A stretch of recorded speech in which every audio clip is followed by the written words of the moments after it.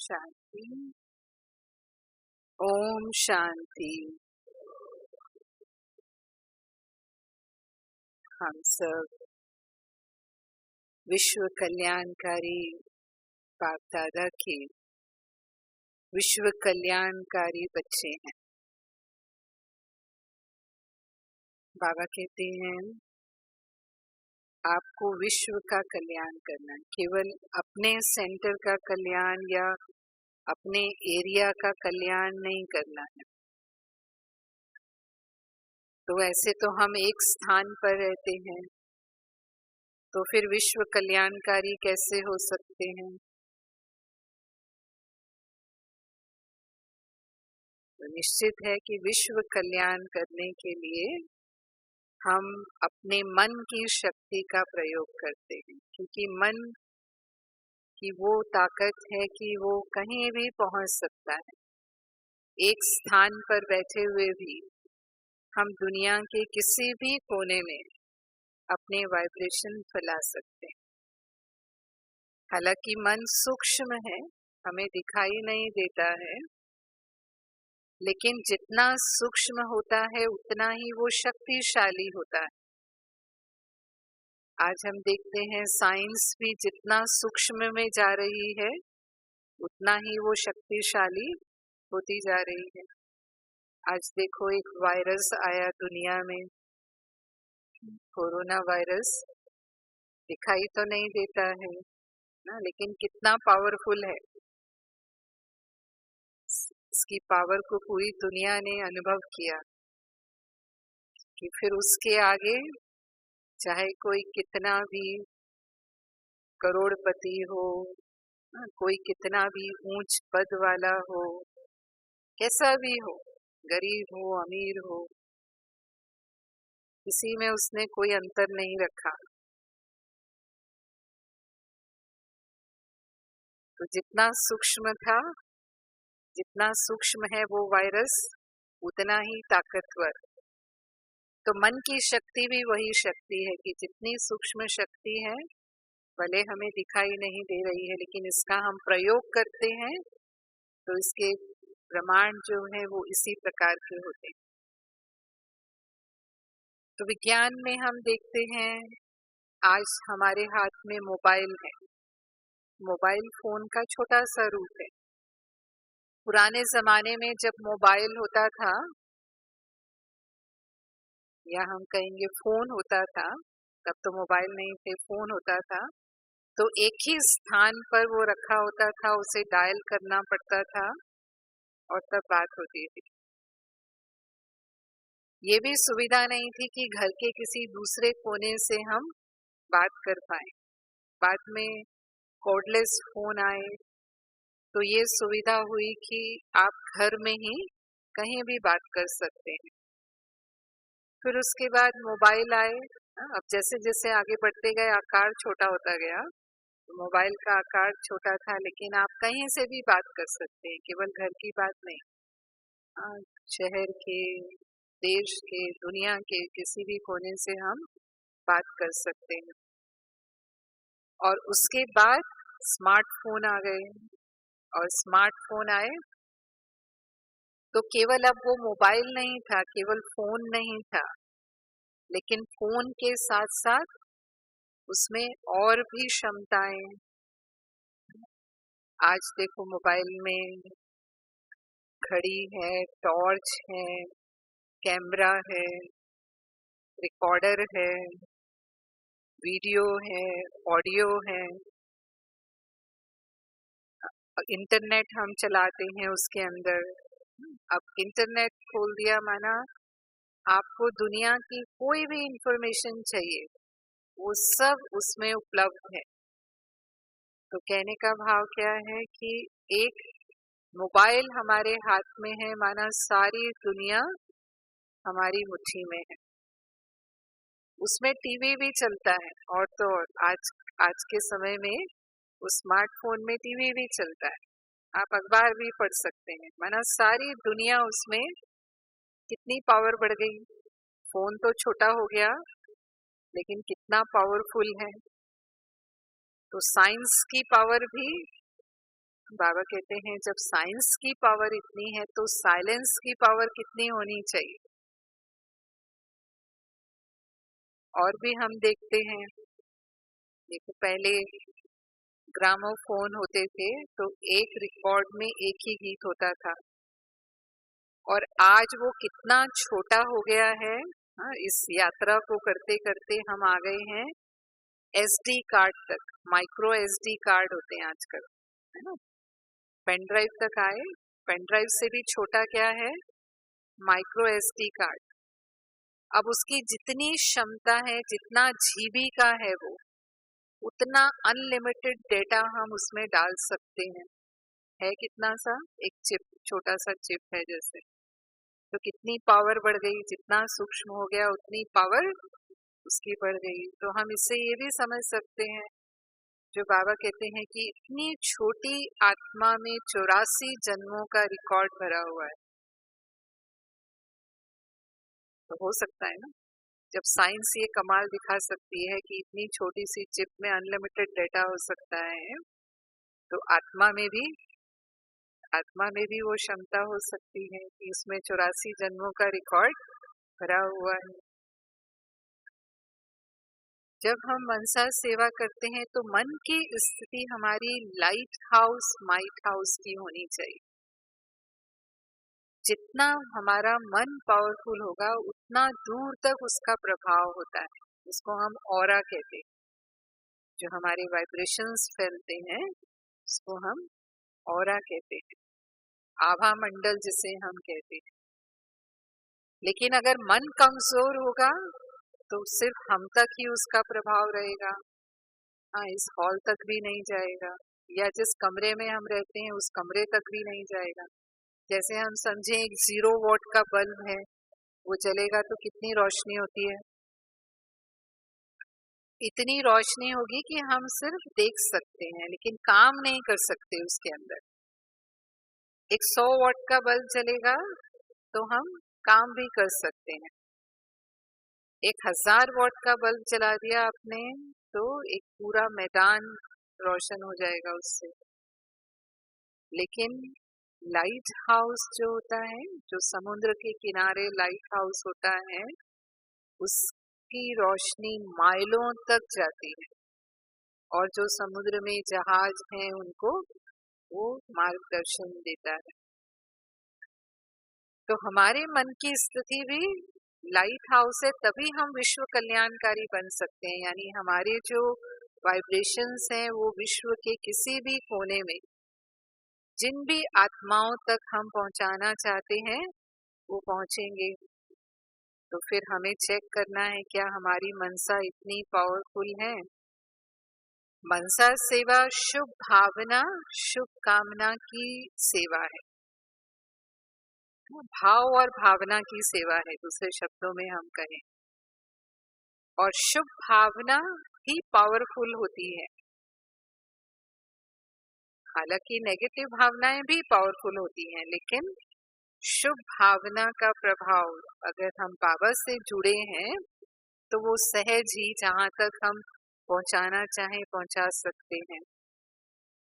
तो मनसा सेवा की विधि बाबा जो बताते हैं कि हमारे मन में सदा ही उस आत्मा के प्रति शुभ भावना शुभ कामना हो, श्रेष्ठ भावना हो, निस्वार्थ भावना हो, परोपकार की भावना हो, दातापन की भावना हो, और हम स्वयं का परिवर्तन करें। ऐसे नहीं कि दूसरों से आशा रखें कि ये भी बदल जाए, कुछ ये भी तो करें। इस विधि पूर्वक हम करेंगे तो हमें परिणाम मिलेंगे। नहीं तो कई बार हम देखते हैं कि हम मनसा सेवा तो कर रहे हैं, लेकिन जो परिणाम हम चाहते हैं वो परिणाम हमें नहीं मिलते हैं, तो फिर हमें भ्रम होता है। अब होता क्या है कि जो हमारे प्रति स्नेह सहयोग की भावना रखते हैं उनके प्रति हमारी शुभ भावना रहती है, लेकिन जिनसे हमारे विचार नहीं मिलते, जिनसे हमारा स्वभाव नहीं मिलता, संस्कारों का टकराव होता है, उनके प्रति हमारी भावनाएं बदलती रहती। वास्तव में मनसा सेवा हम किसकी करते हैं? उन्हीं आत्माओं की करते हैं जिनसे हमारा कोई वैर विरोध है, जो हमारे लिए कहीं ना कहीं विघ्न रूप है। उन्हीं की हम मनसा सेवा करके उनको परिवर्तन करना चाहते हैं कि वो भी हमारे सहयोगी हो जाएं। लेकिन जब हम योग लगा रहे हैं तब तो उनके प्रति हम शुभ भावना रखते हैं, पर जब व्यवहार में आते हैं, जैसे ही वो आत्मा मेरे सामने आती है, मेरी भावनाएं बदल जाती हैं। क्योंकि वो हमारे प्रति नेगेटिव है, तो उसकी वृत्ति से मेरी वृत्ति भी बदल जाती है। अगर हम पावरफुल नहीं हैं तो उसका प्रभाव मेरे ऊपर पड़ जाता है। और अगर कभी मेरी भावनाएं पॉजिटिव हैं, कभी नेगेटिव हैं, तो हमारी मनसा सेवा काम नहीं करती। वो कैसी भी आत्मा है, लेकिन हमेशा मेरी उसके प्रति शुभ भावना रहे। जब भी वो हमारे संपर्क में आती है, हमारी उनके प्रति वो श्रेष्ठ भावना ही रहे, कल्याण की भावना ही रहे, तब फिर हमें वो परिणाम अवश्य मिलेंगे जो हम मनसा परिणाम चाहते हैं। हमारी मनसा कमजोर क्यों होती है? मनसा शक्तिशाली रहनी चाहिए ना, लेकिन कमजोर होती है क्योंकि जीवन में अनेक परिस्थितियां आती हैं, समस्याएं आती हैं। तो कई बार हम छोटी छोटी बातों में बहुत सोचते हैं। हम राई को पहाड़ बनाने की कोशिश करते हैं। बहुत सोचना माना बहुत ज्यादा क्यों क्या हमें जाना, बात तो होती है जरा सी, लेकिन हमने उसको क्या रूप दे दिया? तो हमारी शक्ति नष्ट होती है क्योंकि हम बहुत सोच रहे हैं उसके बारे में। जितना हम सोचते हैं, जितना हम ज्यादा व्यर्थ चिंतन करते हैं, कई बार हम पर चिंतन भी करते हैं, मानो कोई आत्मा निमित्त बनी उस परिस्थिति को लाने के, तो फिर हम उस आत्मा का पर चिंतन भी मन में करते रहते हैं। ऐसा उसने किया, ऐसा क्यों किया, ऐसा उसने बोला, ऐसा उसको बोलना नहीं चाहिए था, ऐसा होना नहीं चाहिए था। तो हमने अपनी मनसा को कमजोर किया। फिर नेगेटिव प्रभाव मन पर आते हैं, क्योंकि काम, क्रोध, लोभ, मोह, अहंकार, इन विकारों के वश भी कभी ना कभी मन हो जाता है। भले ही प्रकट में हमने विकारों को जीत लिया है, मोटे रूप में हमें लगता है कि हम बिल्कुल ठीक हैं, लेकिन जो उसके अंश वंश हैं, अब जैसे हम ब्रह्मचर्य का पालन करते हैं, हमारे ब्राह्मण जीवन का ये फाउंडेशन है, लेकिन इसका सूक्ष्म रूप आता है लगाव झुकाव के रूप में, प्रभाव के रूप में। और जहां भी हमारी बुद्धि किसी आत्मा के प्रति गई ना, जिसको बाबा कहता है एक्स्ट्रा स्नेह में गई, या हम फैमिलियरिटी में आ जाते हैं, बहुत ज्यादा अपनेपन में आ जाते हैं, तो जितना किसी आत्मा से मेरा बुद्धि योग लगा, उतना बाबा से बुद्धि योग मेरा टूटेगा। तो वो आत्मा का आत्मा के साथ हिसाब किताब बनता है। यानी योग जब हमारा नहीं लग रहा, तो बाबा से जो पावर हमारे में भरनी चाहिए, वो पावर हमारी नहीं भरती, वो जैसे एक लीकेज हो जाती है। मानो हम बाल्टी में पानी भरते हैं और बाल्टी में छेद है, तो ऊपर से हमने नल खोला, पानी भर रहा है, लेकिन नीचे से छेद से बहता जा रहा है, तो बाल्टी भरेगी क्या? तो यहाँ भी ऐसे ही है कि बाबा से हम योग तो लगा रहे हैं, लेकिन उसके साथ साथ कोई ना कोई विकार के कारण मन में वो लीकेज है। क्योंकि जब भी मन नेगेटिव संकल्पों में जाता है, मन की शक्ति कई गुना नष्ट हो जाती है। ऐसे ही क्रोध का रूप भी होता है। हम प्रकट में क्रोध नहीं करते, हम किसी को कुछ कहेंगे नहीं, लेकिन मन ही मन क्रोध करेंगे ना। हमें पता है कि मुख से हमें ऐसे वचन नहीं बोलने, तो कोई आपस की बात हो गई तो मुख से तो हमने कुछ नहीं बोला, लेकिन मन में नाराजगी है उसके प्रति, तो फिर वैसे ही संकल्प हमारे चलेंगे, तो वहां भी हमारे मन की शक्ति नष्ट हो रही है। जहां भी सूक्ष्म मैंपन मेरापन होता है, यानी हम थोड़ा नाम मान शान के उसमें चले जाते हैं, फिर अगर उस अनुसार हमें प्राप्ति नहीं होती है तो भी, तो ये है सब लीकेज जो हमारे मन की शक्ति को कम करते हैं। अब बाबा ने हमें क्या विधि दी है? हमारा मन समर्थ हो, मन लाइट हाउस हो, माइट हाउस हो, उसकी विधि है, उसकी विधि है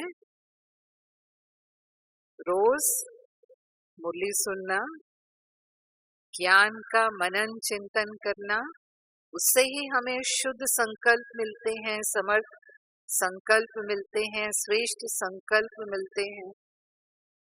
तो यदि मन ज्ञान के मनन चिंतन में रहता है जितना अधिक समय, तो हमारे मन की शक्ति बढ़ती जाती। हाँ, सभी ने अनुभव किया होगा। लेकिन मुरली हम कैसे सुनते हैं? नियम प्रमाण सुन लेते हैं। ज्यादातर मुरली सुनना हमारा नियम प्रमाण होता है कि एक बार हमें मुरली जरूर सुननी है, हम ब्राह्मण हैं, हमारा नियम है। अब मुरली हमने सुनी, आधी सुनी आधी नहीं सुनी, कितना एकाग्रता से हम सुनते हैं वो भी फर्क पड़ता है। अभी देखो कोविड के टाइम में क्या हुआ, सेंटर नहीं आ सकते थे, घर में मुरली सुनते थे। अब घर में मुरली सुनते हैं तो फिर वातावरण तो उतना पावरफुल नहीं होता है, सुनते सुनते कोई काम याद आ गया तो वो भी कर लिया। हाँ, किसी ने हमसे कोई बात की तो वो उनकी बात भी सुन ली, या कोई मेहमान आ गया तो उसको भी अटेंड कर लिया। तो कितनी मुरली सुनी हमने?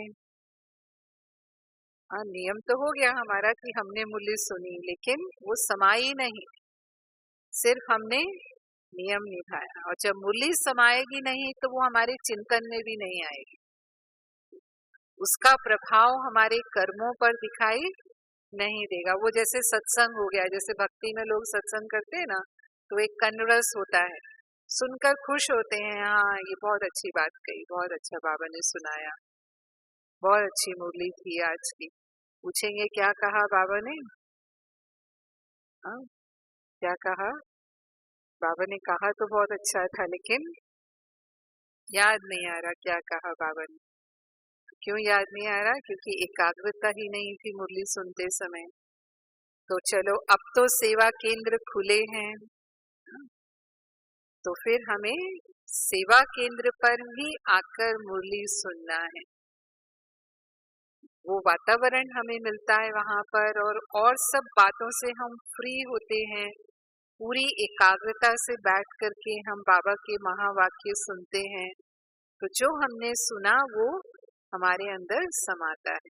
फिर हमें वो याद भी रहता है कि आज की मुरली में बाबा ने ये कहा। फिर हमें चिंतन, विचार सागर मंथन जो हमें बाबा कहते हैं वो भी जरूर करना है, यानी समय प्रति समय वो मुरली हमें रिवाइज करनी है।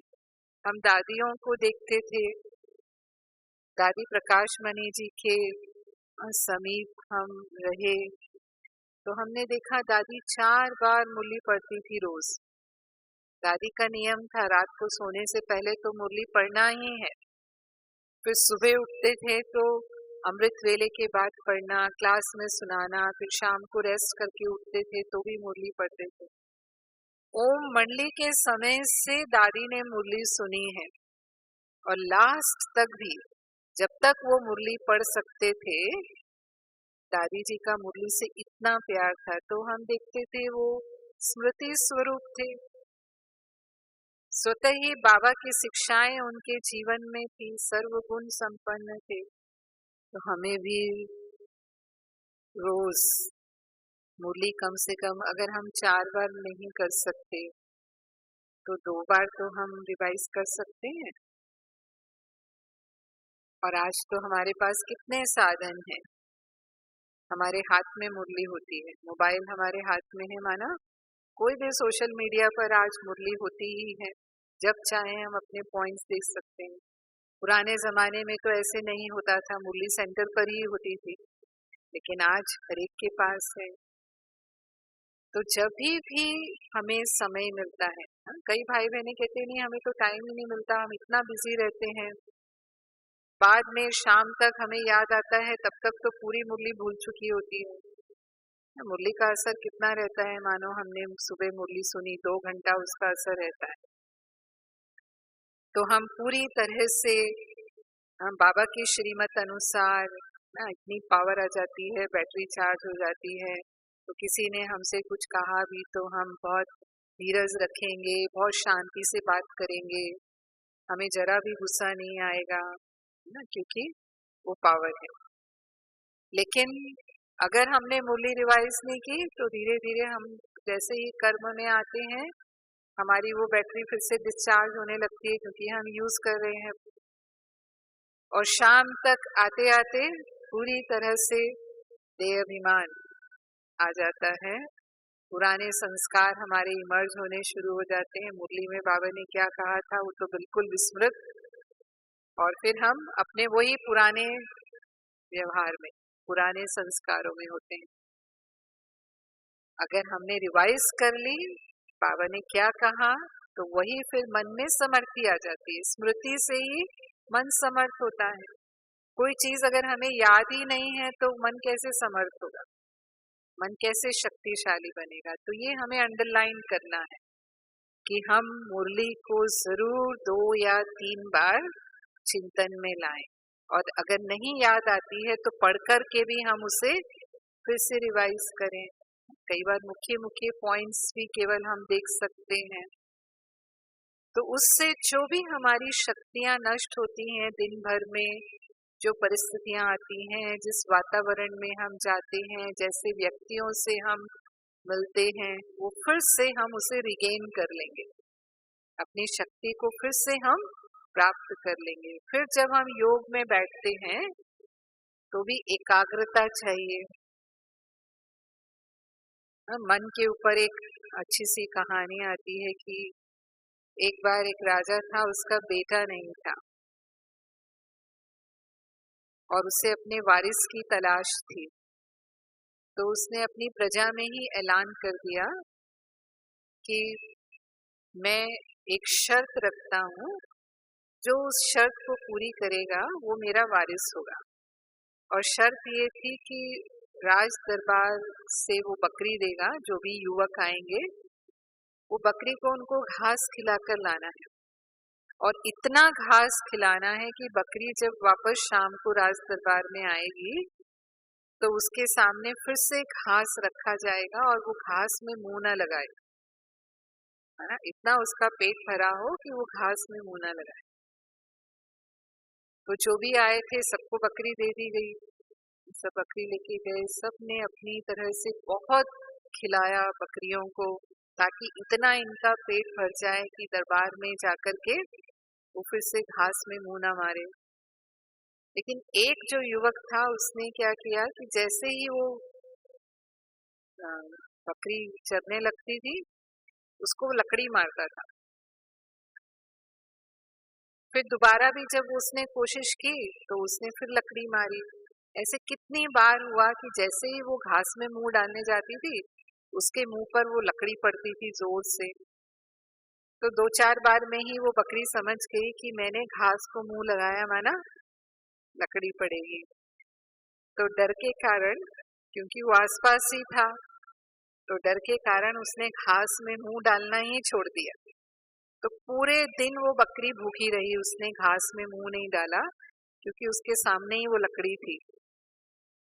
सब वापस शाम को आए दरबार में और सभी बकरियों के सामने घास रख दी गई। तो क्या हुआ होगा, जिन्होंने सारे दिन बकरियों को बहुत चराया, उन बकरियों ने जैसे ही घास देखा तुरंत घास पे टूट पड़ी फिर।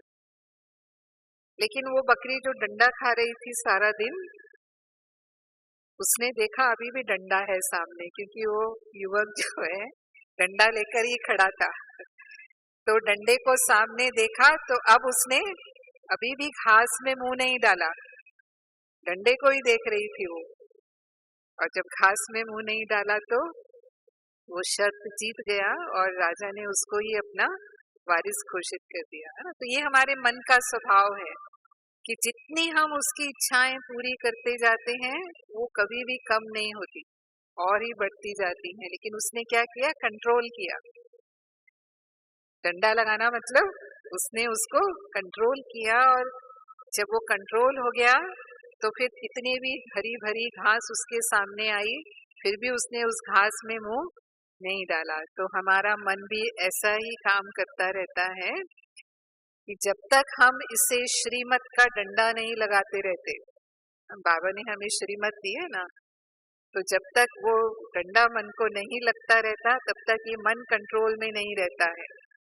हाँ, मन जो है जैसे बताया कि छोटी छोटी बातों में जाना, परिस्थितियों में उलझे रहना, इस तरह से इच्छाओं में चले जाना, कोई भी आकर्षण मन को आकर्षित कर लेता है। और आजकल तो हमारी एनर्जी को कम करने वाले जो मोबाइल हैं, स्मार्टफोन अगर जिसके हाथ में है वो एक बार उसने देखना शुरू किया तो कब घंटा बीत गया, 2 घंटा बीत गया, पता ही नहीं चलता। वैसे कहेंगे समय नहीं मिलता, और वैसे अगर व्हाट्सएप पे चले गए, फेसबुक पे चले गए तो घंटे 2 घंटे कहाँ चले गए मालूम ही नहीं। तो क्या करना पड़ेगा मन को, हमारी एकाग्रता बने, हमारी कंट्रोलिंग पावर हो, मन पर रूलिंग पावर हो, उसके लिए हमें श्रीमत मन को देते रहना है, माना कंट्रोल में रखना है हमें अपने मन को। तब हमारे मन की शक्तियों को हम लाइट हाउस के रूप में अनुभव कर पाएंगे। नहीं तो कहीं ना कहीं वो शक्तियां डिस्चार्ज, माना बैटरी डिस्चार्ज होती ही रहती है। एकाग्रता के लिए बाबा कहते हैं कि एक शुद्ध संकल्प में हमारा मन स्थित हो जाए। बाबा ने हमें बहुत से शुद्ध संकल्प दिए हैं, जो भी स्वमान के संकल्प हैं वो सब शुद्ध संकल्प हैं, या जो हमारी योग की स्थितियां हैं, फरिश्ता स्थिति है, फरिश्ता स्थिति में हम जितना समय मन को लगाना चाहें, जब लगाना चाहें, वो अव्यक्त स्थिति हमारी बन जाए। बीज रूप स्थिति में हम मन को स्थित करना चाहें, बीज रूप स्थिति में हमारा मन परम धाम में बाबा के साथ लगन में मगन हो जाए, या बाबा के साथ हम रूह रिहान करते हैं तो एक बाप दूसरा न कोई, ये अनुभूति हमारी हो। इसको बाबा एकांत भी कहता है, यानी एक के अंत में खो जाना। तो जब ये मन की ये स्थिति होती है तब वो ज्वालामुखी योग है, जिसे हम योग अग्नि कहते हैं।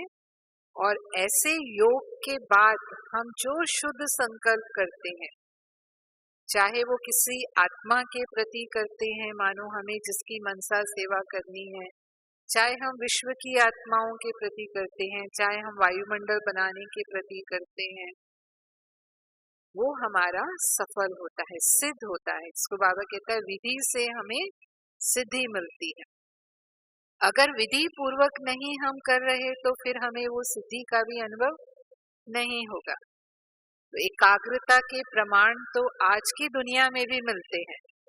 आज भी कई ऐसे लोग हैं जो अपनी मानसिक क्षमताओं का प्रदर्शन करते हैं, और वो किसके आधार पर, मानसिक एकाग्रता के आधार पर। मुझे याद है दादी जानकी जी लंदन में सेवा पर थे जब, तो वहाँ एक साइकोलॉजिस्ट आया था, यूरी गेलर नाम था उसका, जो पुराने भाई बहने होंगे वो जानते होंगे। तो उसकी ये मानसिक क्षमता थी कि अगर उसने अपने मन को घड़ी पर एकाग्र कर दिया और ये संकल्प किया कि घड़ी बंद हो जाए तो घड़ी बंद हो जाएगी, फिर अगर संकल्प किया घड़ी चालू हो जाए तो घड़ी चालू हो जाएगी। अगर किसी ने कार की चाबी दे दी उसको और उसने कार की चाबी को देखते देखते ये संकल्प कर लिया कि चाबी मुड़ जाए तो वो चाबी मुड़ जाएगी, फिर चाबी को सीधी भी कर देता था, वो संकल्प से ही चाबी सीधी भी हो जाती थी। और जो हम मूंग वगैरह अंकुरित करते हैं, जो 2 दिन में जाकर अंकुरित होते हैं, वो हथेली पर रखकर कुछ मिनटों में ही मूंग अंकुरित कर देता था। तो जब वो अपने वहाँ लंदन के सेंटर पर आया और उसने ये सारा है ना भाई बहनों के सामने प्रदर्शन किया, तो उसका एक प्रोग्राम रखा। लंदन में एक बड़ा हॉल बुक किया गया, एल्बर्ट हॉल नाम था उसका। वहां पर उसका प्रोग्राम रखा गया दादी जी के साथ, और पूरा हॉल फुल था। और उसने ये सारा अपना करके दिखाया, जो भी घड़ी बंद करना, चाबी मोड़ना, अंकुरित करना। और फिर जब ये सब कर लिया उसने, उसके बाद दादी जी ने राजयोग का अभ्यास कराया पूरी सभा को, क्योंकि पब्लिक थी, बाहर की पब्लिक थी इस हॉल में। तो उस राजयोग अभ्यास के समय पूरे हॉल में एकदम पिन ड्रॉप साइलेंस था और सबको शांति का अनुभव हुआ। और वो जो भाई था जो दादी जी के साथ ये कार्यक्रम कर रहा था, जो साइकोलॉजिस्ट भाई था, उसने भी उस शांति का अनुभव किया। तो उसने फिर प्रोग्राम के बाद दादी को कहा कि दादी जी, ये सब कुछ जो मैंने दिखाया, ये तो सबको थोड़े समय की खुशी देने वाला है, लेकिन जो शांति का अनुभव आपने कराया, वो दुनिया को आज शांति चाहिए, और ये शांति का अनुभव तो मैं नहीं करा सकता। तो मैं मानता हूं कि आपकी पावर मेरे से ज्यादा है। तो सबसे बड़ी सिद्धि कौन सी हुई? साइलेंस पावर की हुई ना। और बाबा हमें कहता है कि साइलेंस पावर तो बहुत कमाल करने वाली है। अगर हम इस साइलेंस पावर को सही समय पर यूज करते हैं, तो हम ऐसे ऐसे ना चमत्कारिक उसके परिणाम हम अनुभव कर सकते हैं। वो बाबा ने हमें मूल्यों में बहुत बताए हैं कि साइलेंस पावर के हमें प्रमाण कैसे मिलने वाले।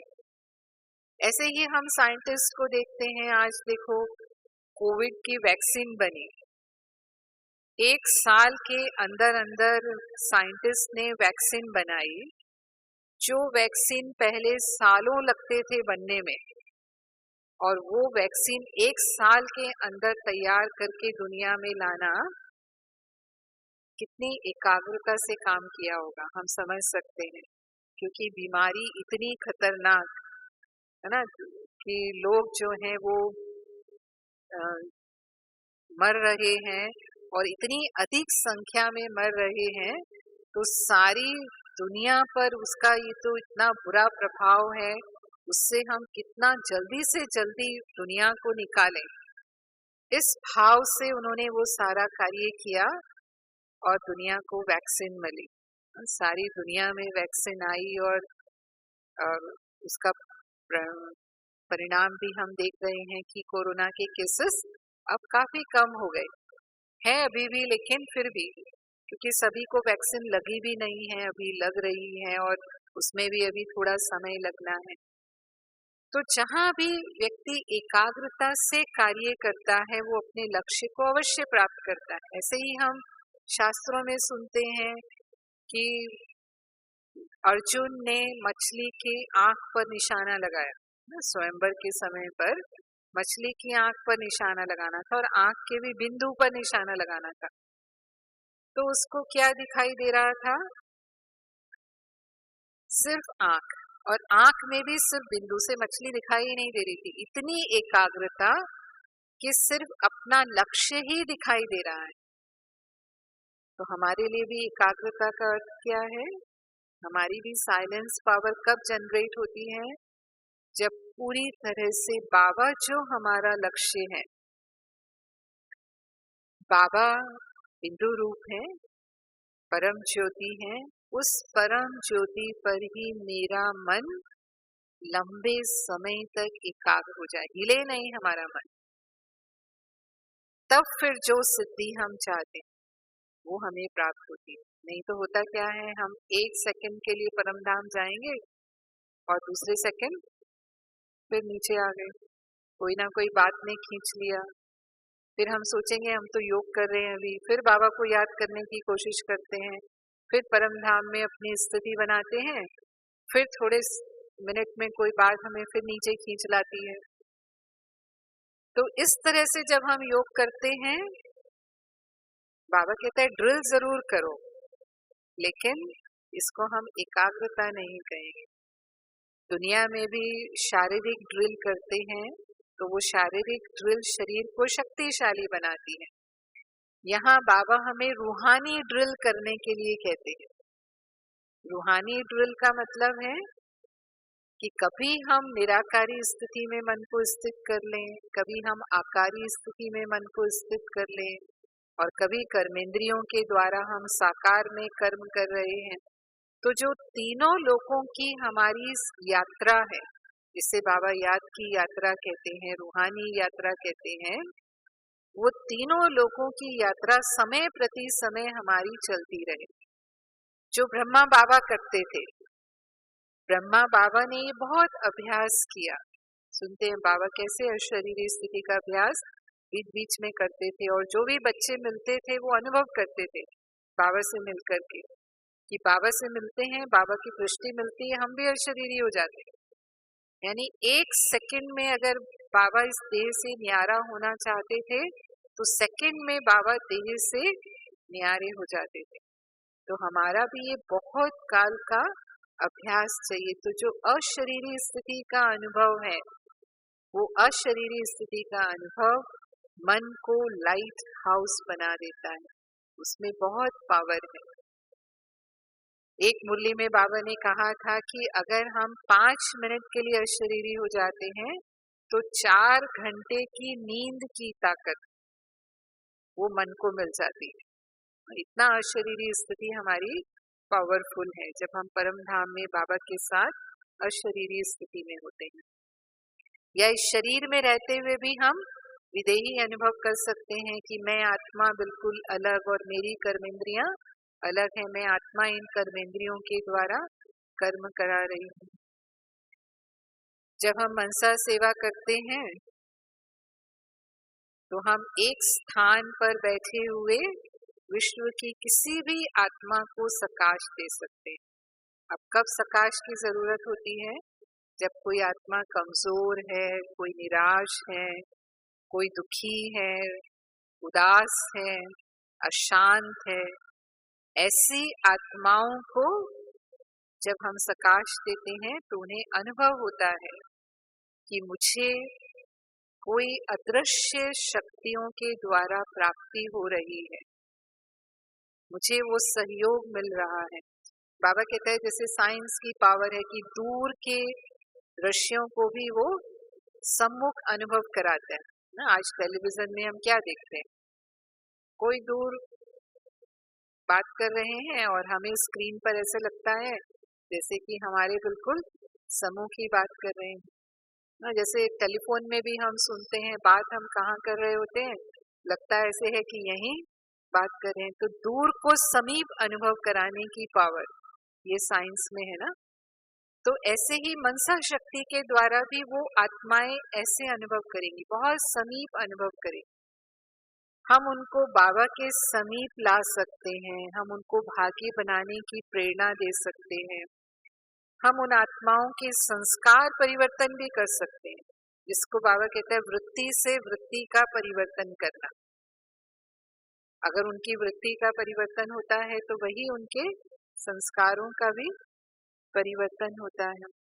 यहाँ तक कि हम स्वास्थ्य में भी सहयोग दे सकते हैं। कोई अस्वस्थ है और ये हम सेवा करते ही हैं समय प्रति समय, अपने प्रति भी हम कर सकते हैं। हमको भी कोई रोग है, उसके प्रति भी हम मनसा सेवा करके अपने आप को भी स्वस्थ कर सकते हैं, और दूसरी आत्माओं के प्रति भी हम वो सहयोग कर सकते हैं। तो हम जैसे हमारे कोई वरिष्ठ बीमार होते हैं तो कहते हैं ना कि योग लगाना है, तो योग लगाएंगे माना जो हम वाइब्रेशन दे रहे हैं वो उस आत्मा को सहयोग देते हैं बीमारी के समय, तो उनको मदद मिलती है, वो जल्दी स्वस्थ हो जाते हैं।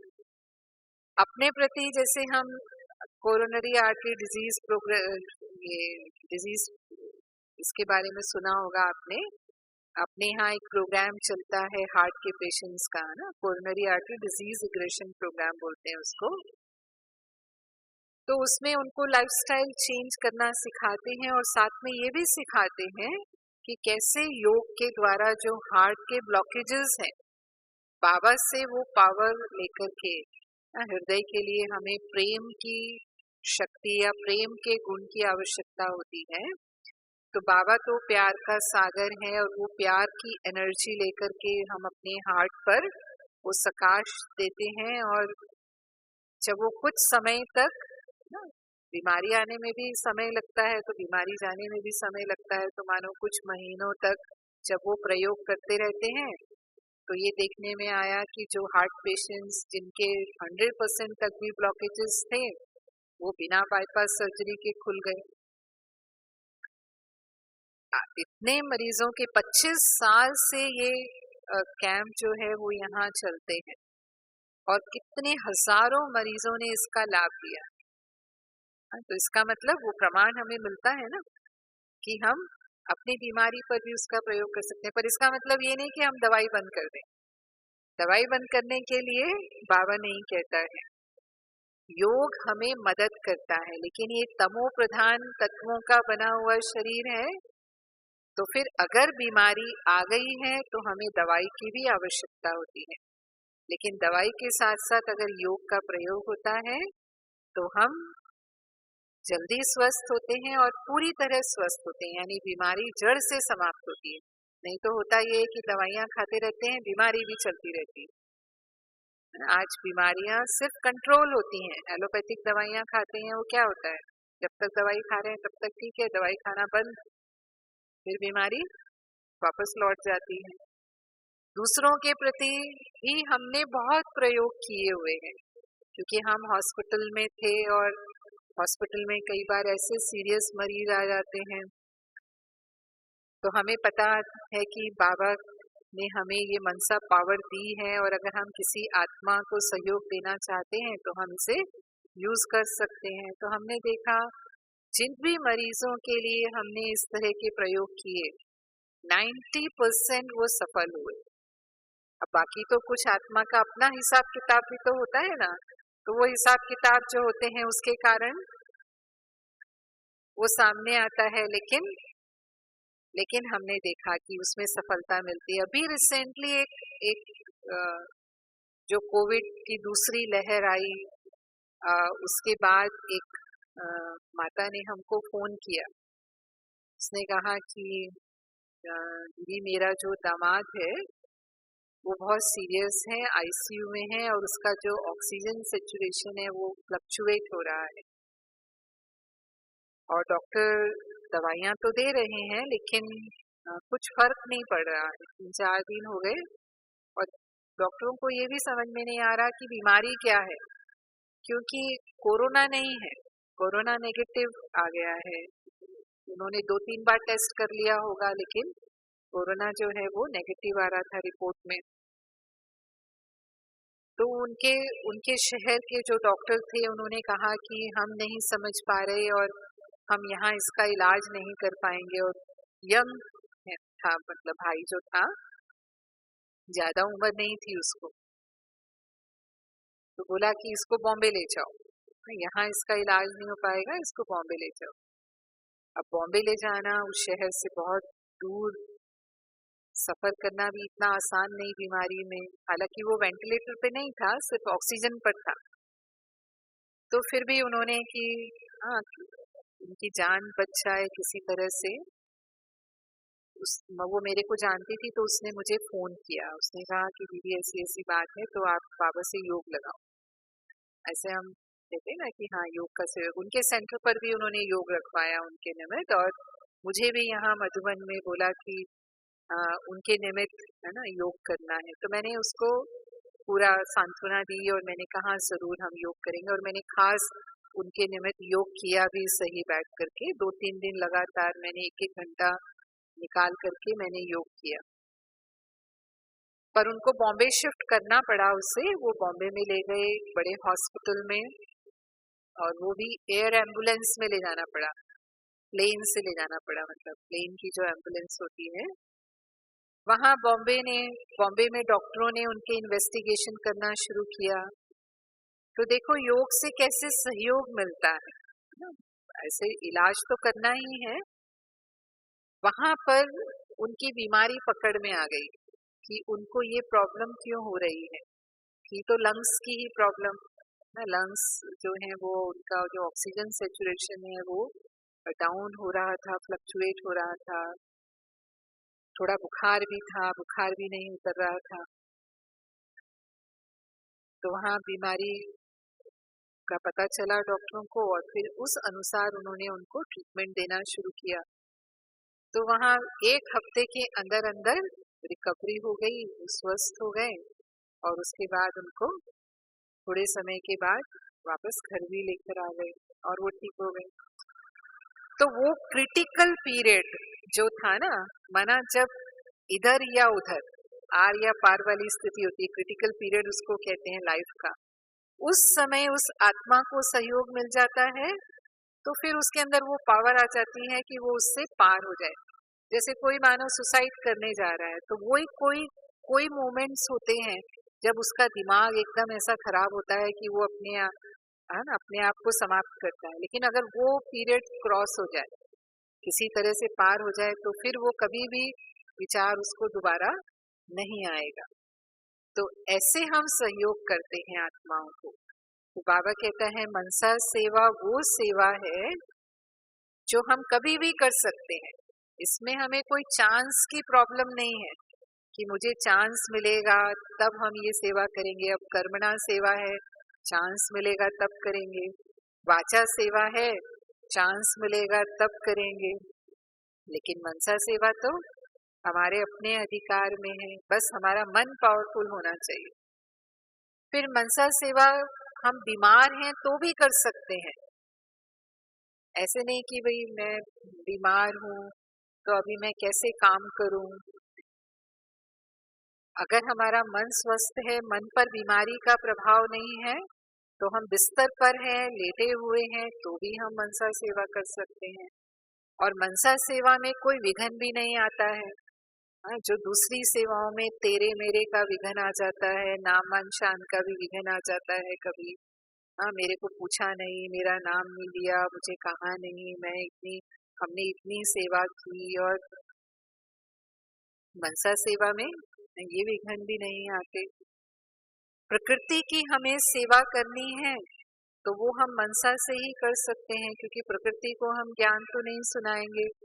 प्रकृति को भी हमें पावन बनाना है, सतो प्रधान बनाना है। तो मनसा वाइब्रेशंस के द्वारा ही हम प्रकृति को सतो प्रधान बनाएंगे। और बाबा कहता है कि वृत्ति के द्वारा हम अपने स्थान के वायुमंडल को, जिस घर में हम रहते हैं, वो हमारा घर आश्रम लगे। कोई भी आए उसको महसूस हो कितना शांति है इस घर में, पवित्रता महसूस होती है। जैसे हम मधुबन में आते हैं तो मधुबन में प्रवेश होते ही हम महसूस करते हैं कि दुनिया के वायुमंडल में और मधुबन के वायुमंडल में अंतर है या नहीं है। तो हमारे घर का भी वायुमंडल ऐसा हो जो कोई भी हमारे घर में आए वो महसूस करे कि इनके घर में आते ही जैसे मन शांत हो जाता है, हमें मेहनत नहीं करनी पड़ती, अपने आप हमें शांति का अनुभव होता है। तो वो हम अपने घर के वायुमंडल को भी मनसा से पावरफुल बना सकते हैं। अपने सेंटर के वायुमंडल को भी हमें पावरफुल बनाना है। और बाबा कहता है अंत समय की सेवा यही है। अंत में सब सेवाएं बंद हो जाएंगी, स्थूल साधन ही काम नहीं करेंगे। तो ये हमारा वायरलेस सेट जो है, मन का सेट वायरलेस सेट है ना, ये कब काम करेगा? जब ये वॉइसलेस होगा। वॉइसलेस माना बिल्कुल निर्विकारी स्थिति हमारी होगी, संपूर्ण पवित्र स्थिति हमारी होगी। तो हम बाबा की कैचिंग और टचिंग्स को ग्रहण कर पाएंगे और उस अनुसार जिस आत्मा को जो प्राप्ति हमसे चाहिए वो शक्ति का अनुभव हम करा पाएंगे, प्राप्ति का अनुभव हम करा पाएंगे। तो जैसे वो साइंस के साधन काम करते हैं, हमने वो कनेक्शन किया और बटन ऑन किया, स्विच ऑन किया, तो वो हमें दृश्य दिखाई देने लगता है, आवाज सुनाई देने लगती है। तो ऐसे ही कनेक्शन हमने बाबा से किया, बाबा से कनेक्शन किया और स्मृति का स्विच ऑन किया। बाबा हमारा पावर हाउस है ना, तो हमारी मनसा शक्ति कार्य करना प्रारंभ कर देती है। और बेस्ट समय है मनसा सेवा करने का अमृत वेले का समय। अमृत वेले हम जिन आत्माओं के प्रति सेवा करना चाहते हैं, जिन्हें बाबा का संदेश पहुंचाना चाहते हैं, उस आत्मा को हम सहज इमर्ज कर सकते हैं, क्योंकि उस समय प्रकृति का भी हमें सहयोग है, क्योंकि प्रकृति साइलेंस में है। उस समय आत्माओं का तमोगुण दबा हुआ होता है, क्योंकि सभी सोए हुए होते हैं। तो हमारी जो प्रकाश है वो सहज पहुंचती है। तो हमें अमृत वेले विशेष पूरा, जैसे हमने योग कर लिया, योग के बाद लास्ट 5 या 10 मिनट पूरे विश्व की आत्माओं को प्रकाश देनी है। जो बाबा से हमने शक्तियां ली, जो वरदान हमने अनुभव किए, हम विश्व की आत्माओं के प्रति दें। और कोई विशेष आत्मा के प्रति मुझे सेवा करनी है, तो उस विशेष आत्मा को हम इमर्ज करें, बाबा के सामने हम इमर्ज करें। और जैसे अपने सूक्ष्म शरीर में फरिश्ता रूप में बाबा से मैं शक्ति ले रही हूँ, और उस आत्मा को जो हम चाहते हैं, जो हम परिवर्तन चाहते हैं या जो संदेश देना चाहते हैं, उस आत्मा को हम वो बात करें, तो बाबा मेरे द्वारा उसे ये संदेश दे रहे हैं। और इस तरह से वो उस भाव को वो आत्मा ग्रहण कर लेगी, और उससे उसकी वृत्ति का परिवर्तन होता है। ऐसे बहुत अनुभव करते हैं बाबा के बच्चे। जब हम सही विधि से मनसा सेवा करते हैं, तो हम आत्माओं में वो परिवर्तन देखते हैं। ऐसे कई विरोधी आत्माएं जो रही, वो भी बाद में धीरे धीरे मनसा सेवा से ज्ञान में आ गए। और वो कारण था उसके पीछे कि उनकी वो पावरफुल मनसा सेवा हुई, उससे उनकी वृत्ति का परिवर्तन हुआ, और बाद में वो बाबा के बच्चे भी बने, और इतने अच्छे बच्चे बने कि फिर वो जैसे निर्विघ्न बाबा के ज्ञान में चले।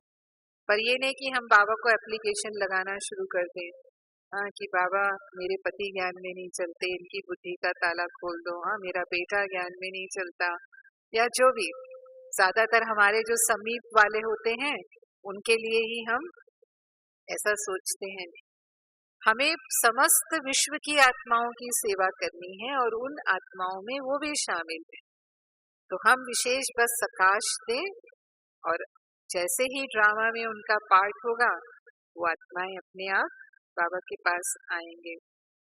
ब्रह्मा बाबा को हम देखते थे कि बाबा कैसे बच्चों के प्रति मनसा प्रकाश देते थे। उस समय इतने साधन भी नहीं थे जितने आज साधन हैं। मेरे को एक बहन का मिसाल याद आता है बाबा के समय का। पार्टी आई थी बाबा से मिलने के लिए, और आने के बाद वो बहन को बुखार हो गया, और काफी तेज बुखार हो गया। और उस समय डॉक्टर नहीं थे, यहाँ पे कोई ऐसा हॉस्पिटल भी नहीं था। मधुबन में तो कोई मेडिकल सुविधा थी ही नहीं।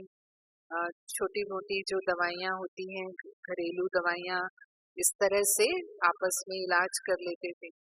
तो उनको वो दवाई वगैरह दी, पर उससे बुखार नहीं उतरा, और रात को पूरा इतना तेज बुखार। बाबा को बताया, क्योंकि कोई भी ऐसा केस होता था तो बाबा को ध्यान पर देते थे कि बाबा ऐसे ऐसे है। तो बाबा को बताया आकर कि बाबा बहन का बुखार नहीं उतर रहा है, बहुत तेज बुखार है, तो अगर सुबह तक ये बुखार चला तो क्या करेंगे। फिर बाबा ने उनको निश्चिंत किया। बाबा ने कहा कोई बात नहीं, आप जाओ और ठंडे पानी की पट्टी जैसे रखते हैं वो तो रखो, और बाबा बच्ची के लिए योग लगाएगा तो ठीक हो जाएगी सुबह तक। और बाबा ने सारी रात उनके लिए योग किया, वो बहन के लिए, और सुबह तक उसका बुखार बिल्कुल नॉर्मल, फिर दोबारा चढ़ाई तो ठीक हो गई। तो ऐसे मनसा जैसे कहा है सूक्ष्म लेकिन शक्तिशाली है, और हमारी ये अंतिम समय की सेवा है जिसके लिए हमें अभी से अपने मन को तैयार करना है, अभी से अपने मन की कंट्रोलिंग पावर और रूलिंग पावर को हमें बढ़ाना है। हम फुल स्टॉप दे सके, जब चाहे अपने मन को फुल स्टॉप दे सके, ये अभ्यास हम अभी से अपने मन को देंगे, तब अंत समय में जब हमें आवश्यकता होगी हमारा मन उतनी पावर से हमें मदद करेगा और हम उसमें सफल हो पाएंगे। ओम शांति।